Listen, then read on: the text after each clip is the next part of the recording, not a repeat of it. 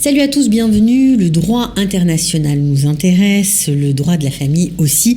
Ça tombe bien, nous avons un spécialiste aujourd'hui, Maître Eitan Lipsker, et on va parler un peu d'actualité parce que le Bet Mishpat Elyon a rendu cette semaine une décision, ainsi que le Yoetz Mishpati la Mimshala, on va dire le conseiller du gouvernement, le conseiller juridique du gouvernement. Donc, on va parler avec un spécialiste pour savoir de quoi il s'agit exactement. Israël, comment ça marche?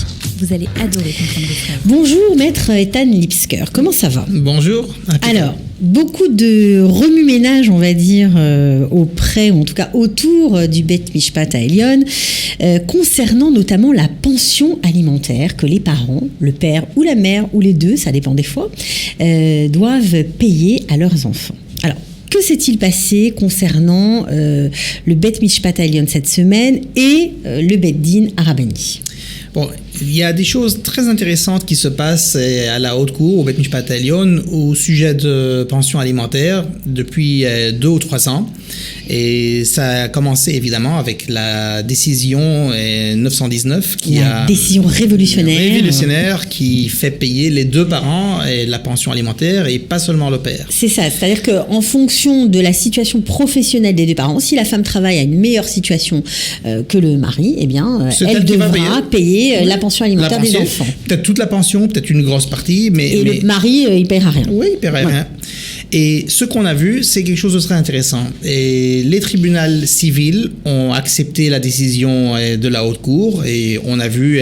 Donc cette décision 919, et le résultat qu'on voit dans la cour civile, c'est une grande descente. Cour civile, c'est le tribunal de famille. D'accord, le tribunal civil. Ok. Oui. Et ce qu'on voit, le résultat est que les sommes de pension alimentaire que le tribunal civil fait payer les pères, les parents, et cette somme, elle baisse beaucoup par rapport à ce qu'on était habitué d'avoir avant. Ça veut dire que comme il y a une espèce d'égalité face au paiement de la pension alimentaire, elle est beaucoup moins importante qu'avant, c'est ça? Et la somme totale? La somme totale, elle reste plus ou moins pareille. D'accord. Mais tandis qu'il y a quelques années, cette somme tombait surtout sur les pères. D'accord. Donc là, aujourd'hui, on voit que cette somme, elle est partagée entre les deux. Et parmi, par rapport au tribunal civil, le tribunal rabbinique a décidé de ne pas vraiment accepter cette décision révolutionnaire de la haute cour. Donc il s'est porté en faux, en tout cas s'inscrit en faux par rapport à cette décision 919. Oui, voilà. Oui. Et évidemment, la cour rabbinique, elle est un peu plus orthodoxe, elle est moins des révolutions. Ouais. Et ce qu'on voyait, c'est que le résultat était que c'est les sommes de pension alimentaire que le Bet Din Rabbani, que la cour rabbinique décidait, et elle était plus haute que ce que décidait la cour civile. Alors, je vais essayer de résumer. Ça veut dire que le Bet Din Harabani, le tribunal rabbinique en gros, pensait que c'était pas juste en fait cette espèce de partage de pension alimentaire et que c'était pas juste non plus que le père paie moins à ses enfants. C'est ça. Donc, le père, grâce au tribunal rabbinique ou à cause du tribunal rabbinique, se voyait obligé dans l'obligation de payer une pension alimentaire plus élevée que ce que le tribunal civil avait décidé. Oui, et c'est très intéressant parce que le résultat était que de plus en plus des femmes allaient au tribunal rabbinique pour demander la pension alimentaire, ce qu'on ne faisait jamais avant. Alors voilà, parce qu'en général... Les sommes, de point de vue historique, les sommes de pension alimentaire que le Bet Din rabbinique donnait étaient toujours considérées comme des sommes très basses. Et les Donc là, c'est la révolution dans l'autre sens. Ça veut dire que maintenant, les femmes, jusqu'à présent, depuis ces dernières années, c'est ça, commençaient à en tout cas, demander l'aide du tribunal rabbinique pour obtenir une pension alimentaire plus élevée. Et toujours, nous, des clients, quand ils nous demandent où je dois aller, au cours rabbinique ou à la cour civile, c'est toujours considéré, les gens, ils ont cette idée a priori que le tribunal rabbinique est pro-mari et le civil est pro. Mais c'est pas vrai, parce que là, c'était juste le contraire. La tribunal rabbinique était considéré mieux pour les femmes sur le point de vue de pension alimentaire. Maintenant, alors, qu'est-ce qui s'est passé ? Quel rapport ? Oui, voilà. Alors là, ce qui s'est passé, c'est qu'il y a une décision intéressante de la Haute Cour, civile, Bet Mishpat HaElyon, d'il y a quelques jours. Voilà, c'est très frais. Qui a décidé, on est dans le coup, là, ouais. Qui a décidé que la Cour rabbinique n'a pas le droit de se mêler de pensions alimentaires des enfants.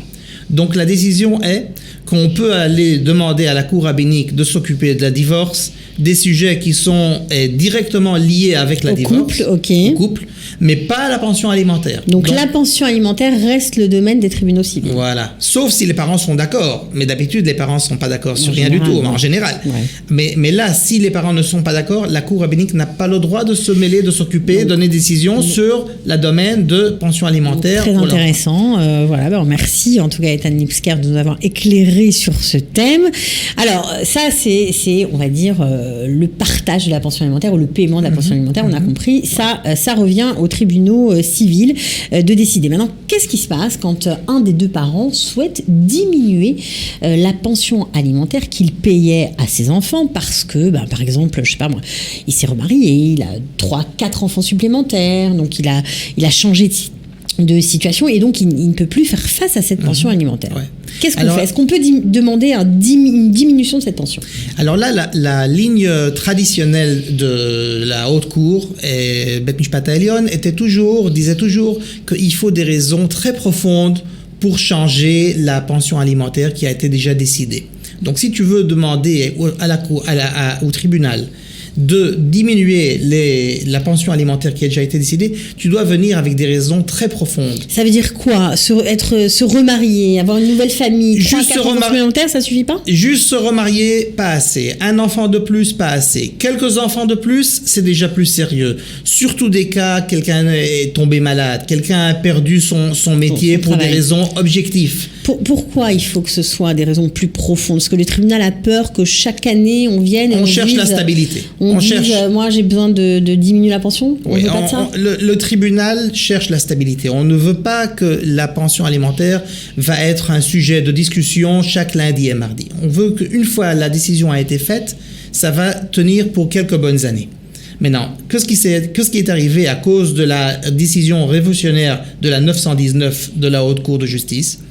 Les gens ont commencé à venir au tribunal et demander de changer, de diminuer les décisions d'avant qui ont été faites au sujet de la pension alimentaire.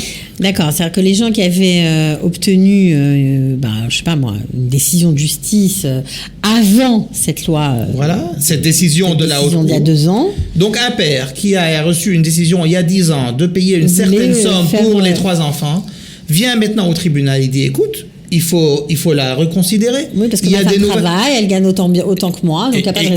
Et il y a une décision de la Haute Cour qui dit que maintenant, le tribunal est obligé de tenir à compte des autres éléments qu'il n'a pas tenu en compte il y a 10 ans. Alors, qu'est-ce qu'a décidé le Yoetz Mishpati, la Mimshala ? Ce sujet est posé maintenant devant la Haute Cour, donc il y a quelques appels à ce sujet, et la Haute Cour a demandé au Yoetz Mishpati, la Mimshala, quelle est ton opinion ? Donc, qu'est-ce que l'État nous dit de cette histoire. Pense de cette histoire.